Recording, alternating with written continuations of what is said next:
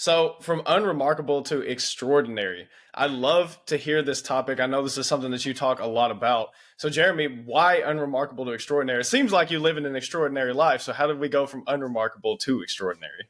No, I guess because my life was unremarkable at one point. Like, and I think that's the thing is the reason I came up with that title is I think people look at a lot of people that are successful, right? I've had the pleasure of talking to a lot of people that are very successful and learning about their lives and their traits and like what makes them who they are.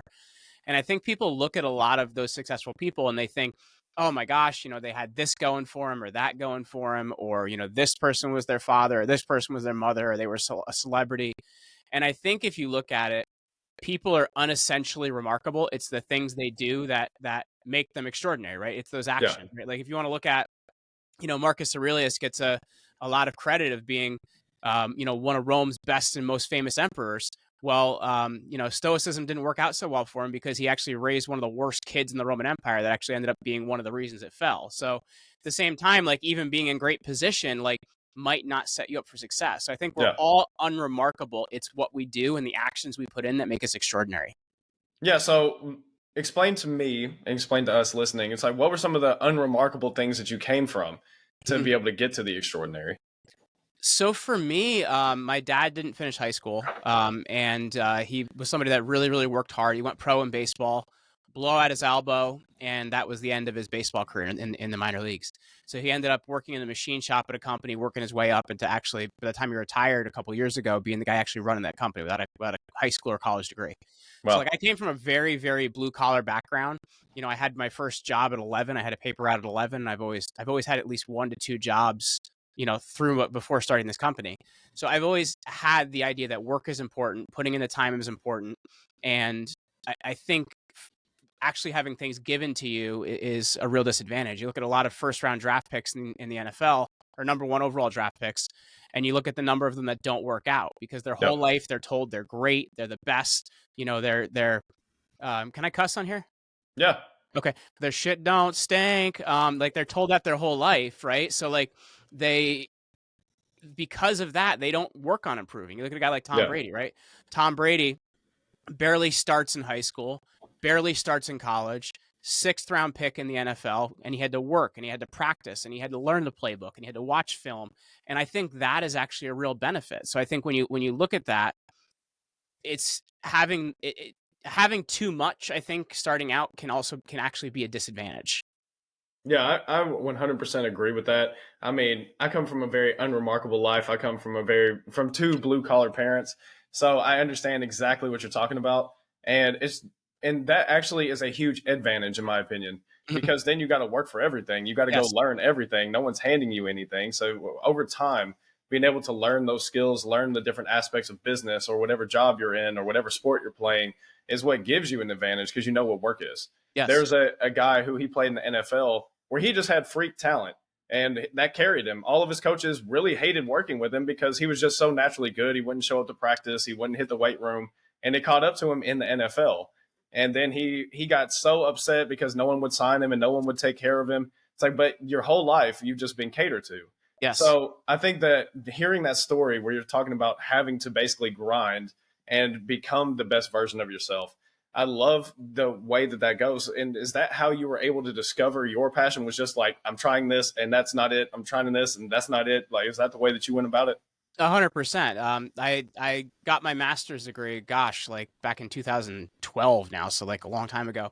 And my goal was to be a college professor. I ended up not getting that job. I taught in a high school for a couple of years, and my mom had a really bad stroke in 2013. And I kind of looked at it like, is this the career I want to have? What I want to do? And I went through selling life insurance, doing network marketing, doing online marketing, building websites, trying all these different things. And in 2015, I started the current podcast I had, the Create Your Own Life Show.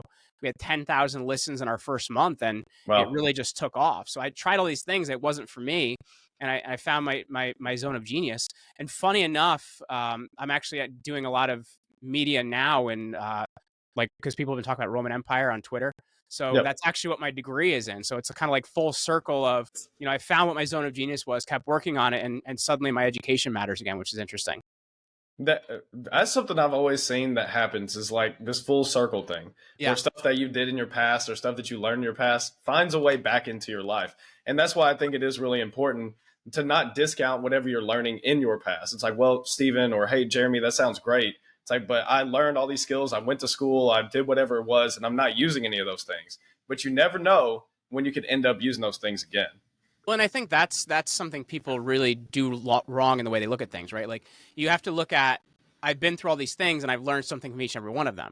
And Yep. because if you look at people, like we're the combination of a bunch of our different life events and experiences.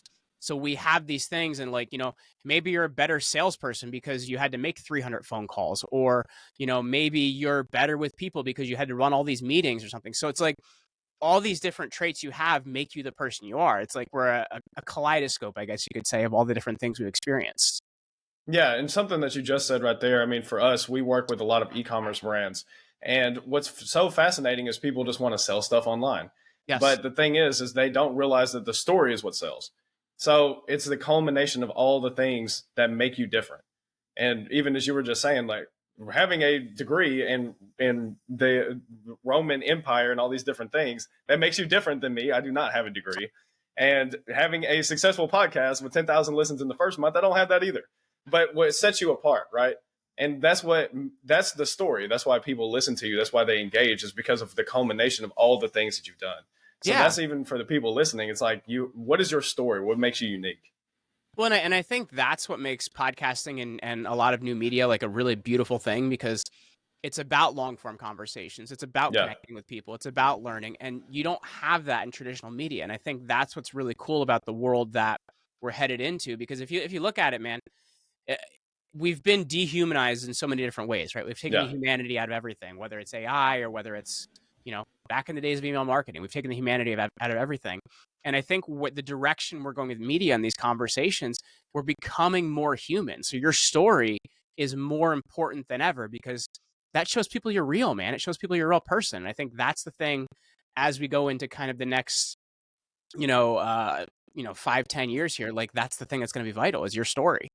Yeah, and I think so. I would love to get your take on that. Yeah. In the next 5 to 10 years, because we all hear AI, I just saw something from Neil Patel where he talked about the big thing with AI is actually the human element. So, do you think that that's going to be really important over the next 5 to 10 years? It sounds like that, but I would love Yeah. to get your take. Yeah. Because I think the thing you have to look at is lazy people are always going to be lazy. Yeah, And you give them AI, they're just going to do their lazy things. Exactly. So it's like they're not going to achieve anything anyway. So what's the yeah, point? So I think the thing you have to look at is in that, if you're somebody that wants to be successful, wants to be more, how can you use these things to be better at what you do, right? Like, how can you use these things to be more successful at what you do? And I think if you can, like, we've used a lot more AI in our podcast production and in our pitch writing and things like that, because we figured out, okay, well, this thing can look at 10,000 variations, or maybe I could look at like 3, right? yeah. So, like, you can take that, create something to work with, and then work with it. But like, you could be like, there was somebody that got disbarred, a lawyer that got disbarred recently because they tried to have ChatGPT do law research for them, and ChatGPT made it up because they didn't know the answer.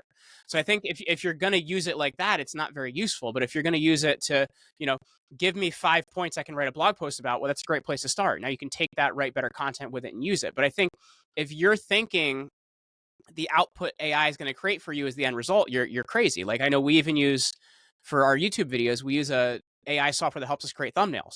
But then Yep. we take those thumbnails and we put them into Photoshop and we do a lot more work with them after, right? So it's like, I think AI is a very good, useful starting point, and it can help you be more productive. But I think at the same time, the people that are going to win are going to figure out how to use that to stay more in their zone of genius.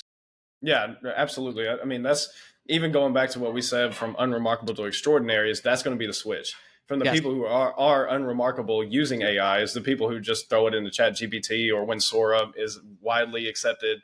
It's like, well, I made all these videos, I did all this content. It's like, but what makes you extraordinary is when you add the human element back to it. Yes. AI is not supposed to remove the human element, it's supposed to assist the human element. Yeah, and I think, as I said, it's really vital, because lazy people are still going to be lazy. But if you can figure out how to be more productive, like, we're doing 80% more content in podcast production because we use 5 different AI tools to help us in that production process. Yeah. So where we are a year ago, we're producing a better product, a higher quality product, and more of it. So if you can figure out how to do that, you're going to find people that are able to grow businesses with smaller teams. That's what you're really going to see. And I Yeah. think that's where the real value is.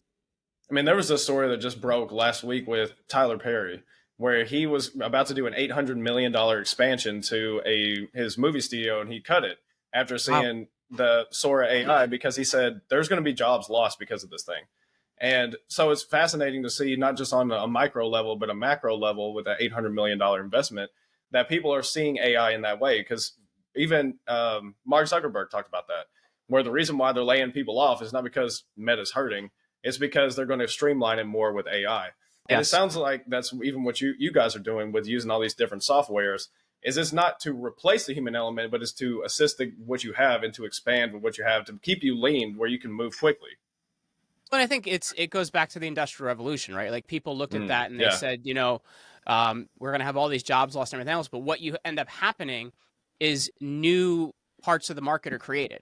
And I think that's what's going to happen. You're going to have people that are looking for solutions, are looking for ways to do things. That's where you're going to have whole new markets created you didn't even know could exist. And Yeah. so I think you're going to see businesses get leaner. And because of that, they're going to be more profitable, more productive. But I don't think you're really going to have this massive layoff job loss that people are saying, because I think you're going to have new sectors of the market that are created to make up for that. Yeah, and I think it's just this is something I talked to a few people about recently in the creative space, is AI, will it replace, it's supposed to, most people thought it would replace the blue collar jobs first, but it's Mm-hmm. actually replacing the white collar jobs first. Now it's just going to make people be more creative, like Yes. the way that you use it. It's not supposed to just be the end result. You put this prompt in or you make this video, but it's how you use it. Now you got to get creative. And I think that that's a more beautiful place for humanity to be, is actually using their brain again instead of just having to go do their 9 to 5, is using it to be creative. Well, and I think even that, like, I know people that are amazing with prompts, and I know people that are terrible with prompts. So Oh, even yeah. that is a skill set, right? One of the best skills I learned how to do was when you're using ChatGPT to create a project, create iterations of it, right? It's Yeah. like, okay, I like that part. Like I used it to help me write my brand standards manual, 68-page brand standards manual, so that when we're bringing on partners or doing different things, everything's always on brand. So I started with asking it, okay, so if I was going to write a brand standards manual, what questions would I need to answer for you to help you do that? So it asked me some questions. I said, great. Okay, so let's start with the first one. What things do we need to know in order to do that? Great. So then you move through the whole process and go. And it's like, okay, but I don't like version 1 of that. Can you change this, change that, change this, and rewrite it?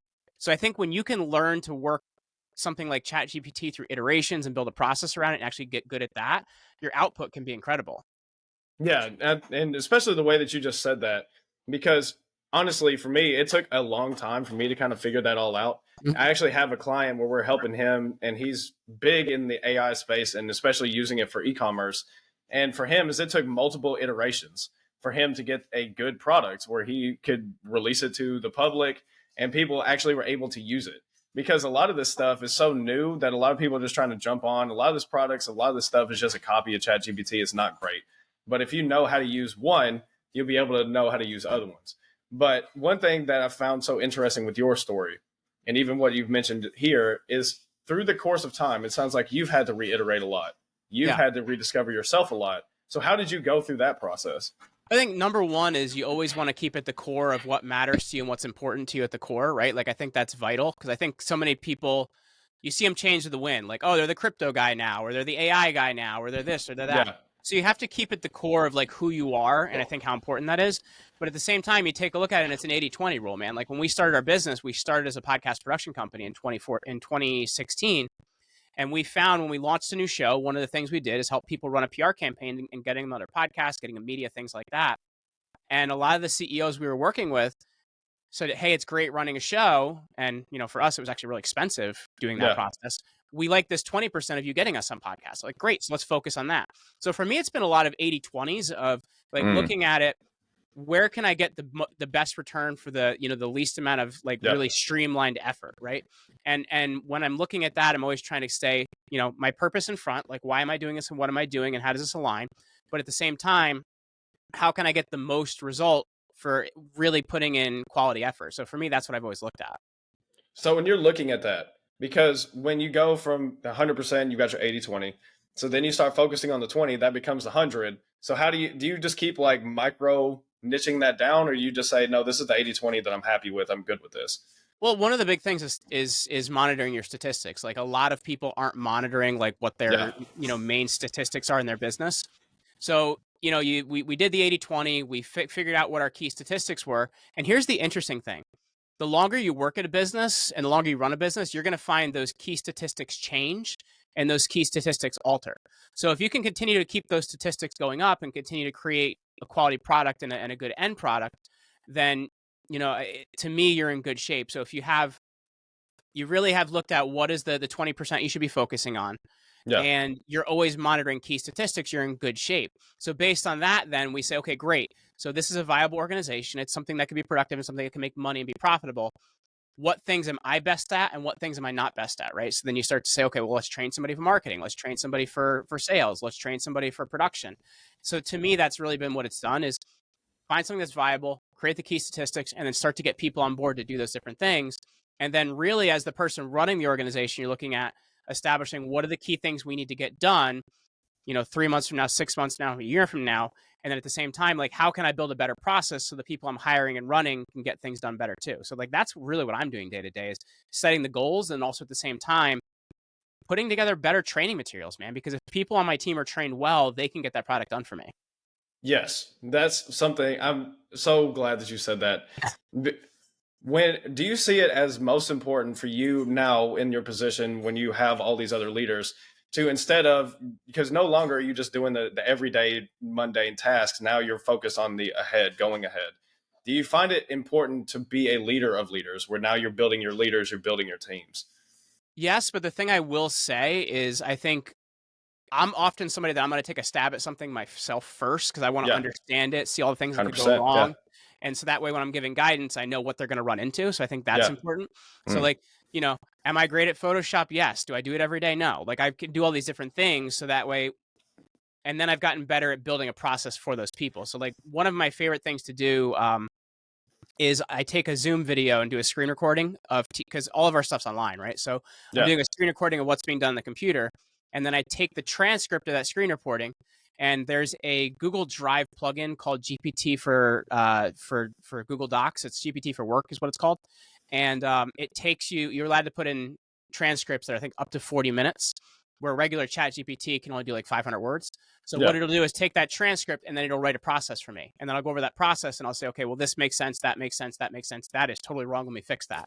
So that way I'll make sure the process is streamlined. Then I can issue that process to somebody because that was a real sticking point for me in creating training materials because it's slow. It's Yeah. tedious. When you're training anything on the computer, it's click here, click that. Like to describe a 2-minute action takes like 10 pages. Yes. So if you can really streamline how you're building a process like we have, it helps you to find out, get in people's hands faster, find out what's missing so you can iterate and make any changes you need to.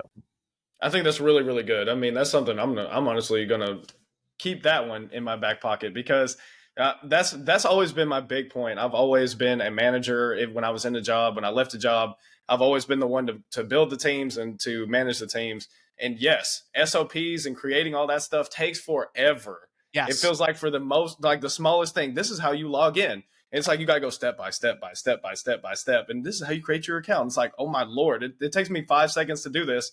But for me to create this SOP, it took me like 5.5 hours. Well, and I think too, when you're training for people for things digitally, the thing that we often take for granted what other people don't know. So when you're making a training, you have to be very like on the left side of the screen in the Yes. upper right hand corner, click on the third line. Like you have to be that specific, but to actually write that out, it's a pain in the ass, man. So Yes. like being able to narrate that in the right way, then take that and run it through GPT for Work helps you align a better process. Then you're obviously quality controlling the process to make sure it actually makes sense. Like you can get through a lot faster. Like I redid my entire audio and video editor hat or training package about 6 months ago because I hired somebody new in that area. I'm like, all right, we're bringing in somebody new. Let's just kind of revamp everything and make sure everything's exactly the way I want it. I did a entire 60-page training document for that person, which covers everything you could ever run into about that job in about 3 days. Like I Well, couldn't do that previously. And I yeah. think so it's what we always have is we have a video that accompanies a write-up and all the videos are in a Dropbox library so they can get to them. Yeah, I think that that's amazing. That so there was one thing that I had a question about. So Yeah. you were talking about how in the very first month you went from 0 with the podcast to 10,000 listeners. Yeah. With that amount of explosive growth, what were some of the things that you ran into? Was there any obstacles? Everything just like, oh, this is amazing? Or was there things that you had to overcome with that growth? Well, so here's the thing I'll say is that was 2014. So like Yeah, the podcast world is a lot different now. There were yeah, 250,000 shows out there when I started. There's like 3.5 million now. So it's a lot harder to do now what I did then, just yep, pure size of the market. But I think things I ran into when you're reaching out to have great guests on, a lot of people say, oh, that person will never talk to me. So I just kind of wrote really great emails and went for it. And I had a lot of the people that people think wouldn't talk to me early on. So that was very helpful. yeah, The other thing as well is I started to get a lot of inbound messages and things like that. So also taking the time to write to those people, contact those people, and keep in touch. Because I think that's where a lot of people mess up early on when they start to get some motion is they don't take enough time to, grant attention to those early people going on, which are going to be, if you take care of it right, they're going to be your fans for a really long time. So yeah, I think that was something I was trying to handle early on. At the same time, it was like, how do I fund this thing, right? Because it was a hobby. So I was trying to figure out, okay, well, what we did a lot of affiliate deals. I found sponsorship deals aren't the best thing for podcasts, but affiliate deals are great because a big show or a little show can actually make a lot of money with the right affiliate deals. So we started getting affiliate deals going. And then I looked at how do I get some help for a lot of these things? So that was the big things I was looking at is you kind of get some motion. What do you do with all this motion that's coming in? Okay, I need to keep the motion going. How do I keep it going? So for me, that's what I was trying to handle. yeah.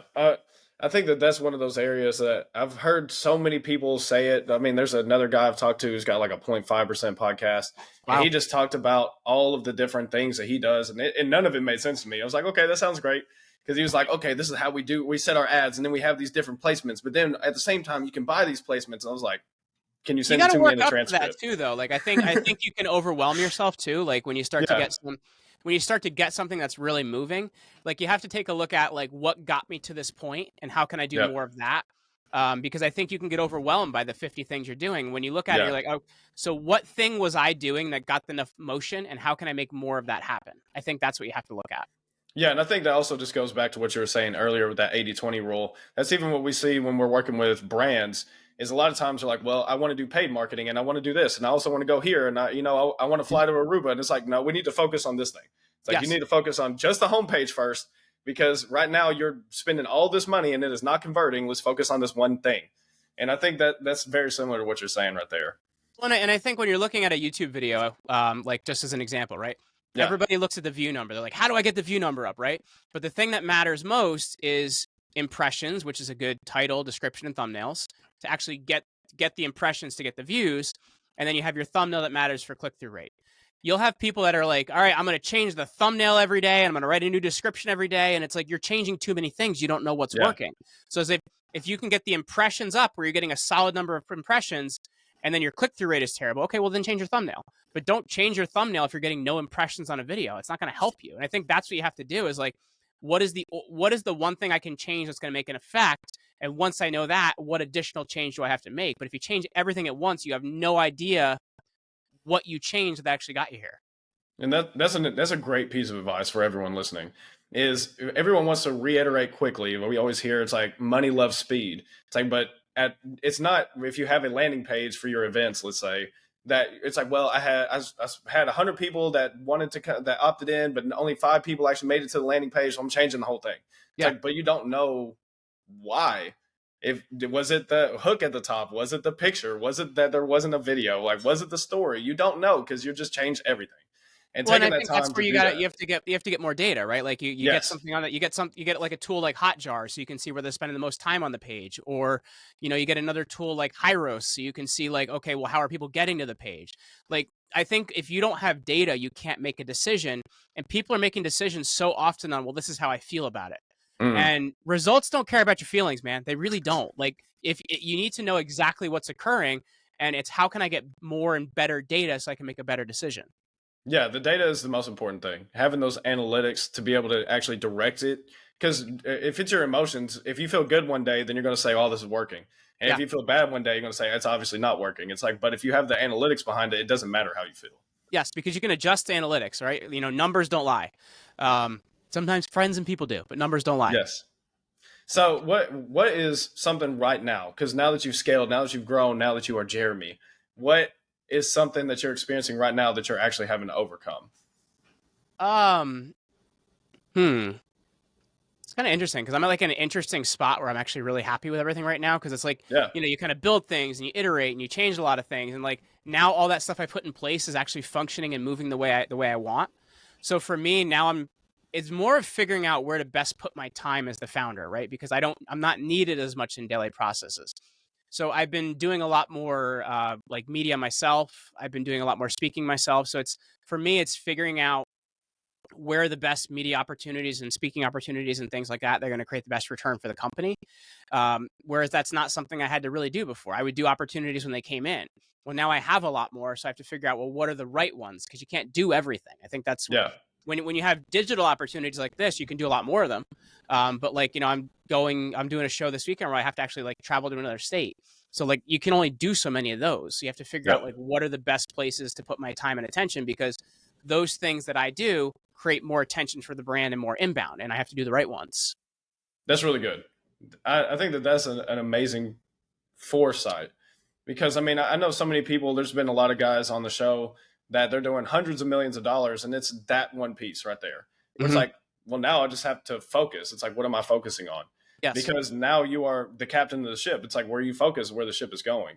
And I think that that's because for you it's different than a lot of the other people I've talked to because you started with media and now it's like I'm still in media. I'm actually still doing the thing and understanding. Well, there's only so much of me to go around. Yes. So with that, what have you been able to find between digital and physical works best for you and your brand? So for me, I only do a couple conferences a year just because there's so much that goes into them, man. So it's Yeah. like it's got to be like the right stage and the right place at the right time. So because it's like, the travel to get there, the I hate wasting time at the airport. Like it's an annoying thing. So it's like you of physical events, it has to be very particular about what it is. Um, Podcasts, I tend to take every podcast and webinar opportunity that comes in because it's very much easier to fit it in my schedule. So Yeah. for speaking, I really only do a few keynotes a year. I've been doing more in-person media, which is definitely a different challenge. And funny enough, as I mentioned, I'm doing one this weekend. I'm taking a train to get there, which is kind of fun. So it's figuring out, Wow. okay, well, what's the best mode of transportation to get there? Like, I don't know about you, but I hate going to an airport. I hate going through Yeah. security. It's wasted Yep. time. Whereas going through a train, you don't have as much of that, and you have the internet and stuff while you're traveling. So that's really convenient. So to me, I'm looking at what's also the best use of my time to get where I'm going. So those are all things you have to consider. Yeah. That is, I mean, I never would have thought a train would be the best mode of transportation to get somewhere. I always would Yeah. think a plane or a car or something. Well, How did you figure that out? well, because I'm in like the New York metro area. So for Yeah. us, it's like if you want to get to DC, it's a 2 hour train ride. Mm. Well, it's a similar flight, but then you have your time getting to the airport, your time waiting Yes. at the airport. Yes. I'm one of those crazy people that opts out of the body scanner, so then I have to wait to get my stupid pat down and all that stuff. So like it's all this wasted time, right? And I hate wasting time and I hate waiting. So like if I'm going to New York or if I'm going to Boston or I'm going to DC or something like that, like I could take a train for that. Am I going to do it to Florida? No, absolutely not, because that's a waste of time. But then like, I have preferred airports for those things. So like at the different, it's looking at like how far am I going and what's the best use of my time to get there. Yeah, and that's amazing, Jeremy. I want to thank you again just for coming on the show. I mean, I love everything that you said, and especially the way that you ended it. It's just for everyone listening, and especially even for me, is like just don't waste time. Actually, look Yeah. at the one resource that you cannot regenerate is your time. So, looking at that and holding that to the highest degree and the highest regard, let that be your North Star. Let that direct you. So, I Yeah. just want to thank you again for coming on the show and spending this time with me and the audience. Yeah, man. Thank you so much for having me. I really, really appreciate it. And yeah, I appreciate having me. For sure. And for everyone listening, I'll see you on the next episode.